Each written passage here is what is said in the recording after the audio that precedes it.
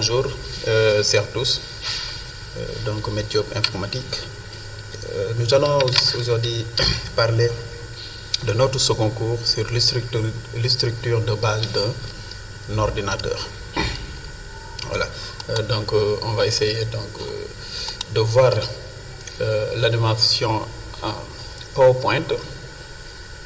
Comme vous l'avez vu, structure de base d'un ordinateur. Donc, on va attaquer sur les structures de base d'un ordinateur, deuxième partie. Voilà. Les périphériques. Donc, nous allons parler des périphériques. Donc, on avait dit qu'il y avait des périphériques d'entrée, des périphériques de sortie et des périphériques à multifonctionnels. Donc là, nous allons parler des périphériques d'entrée.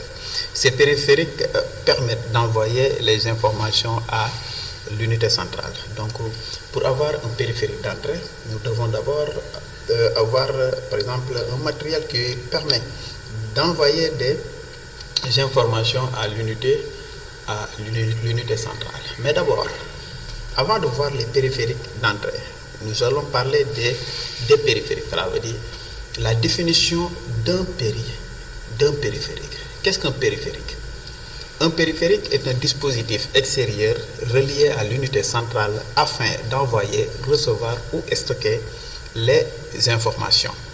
Donc là, on a premier périphérique comme périphérique d'entrée qui nous permettent d'envoyer les informations à l'unité centrale. Donc, il faudra donc comprendre par là que toute périphérique qui nous permet d'envoyer une information à l'unité centrale, on l'appelle périphérique d'entrée. On va voir quelques exemples des périphériques d'entrée. On a par exemple le clavier, le scanner, le web caméra, la souris, la tablette, magnétoscope numérique, appareil photo numérique, lecteur CD-ROM ou lecteur DVD-ROM. Pourquoi? Par exemple, si vous prenez le cas du clavier, le clavier, elle est d'abord physique. Si vous cliquez, elle prend l'information et la transmet à l'unité centrale.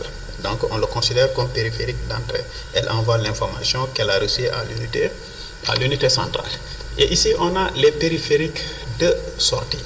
C'est le contraire donc des périphériques d'entrée. Les périphériques d'entrée nous permettaient d'envoyer des informations à l'unité centrale.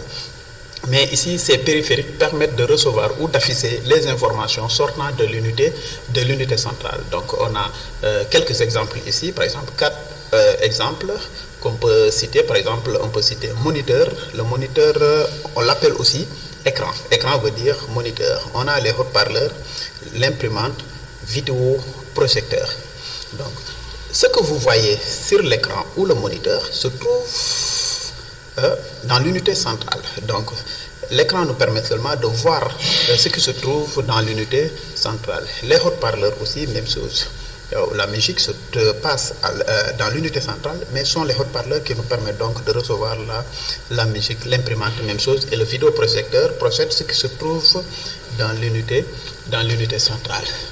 Ici, on a les périphériques d'entrée et de sortie en même temps, qu'on peut aussi appeler des périphériques multifonctionnels. Donc, ces périphériques permettent d'envoyer, d'afficher les informations. Cela veut dire, en même temps, ils envoient une information et reçoivent une information. Cela veut dire, elle affiche et elle envoie. Donc, on a l'ADSL, USB, bien sûr, le modem. On peut aussi avoir le microphone avec casque, graveur DVD, CD, lecteur disquette. Voilà. Donc, si vous pouvez bien le voir, ici, on a, par exemple, avec microphone avec casque, on a le micro, on a aussi ce qu'on appelle les haut-parleurs. Voilà. Donc, ce sont des périphériques d'entrée et de sortie en même temps. Les périphériques de stockage, comme son nom l'indique, est stocké. Ces périphériques donc permettent de stocker et de conserver les informations. Si vous stockez quelque chose, vous avez besoin donc de les conserver. Voilà. Donc, on a quelques exemples ici. On a disque dur, clé USB, CD-ROM, DVD-ROM, bande carte mémoire. Voilà. Donc tous ces périphériques nous permettent quand même de stocker des informations, mais aussi de les conserver. Merci. Voilà. Voilà. Donc c'était tout aujourd'hui. Notre second cours parlant par exemple de structure de base de l'ordinateur, deuxième partie. Et si vous avez des commentaires ou des questions, vous pouvez les poser.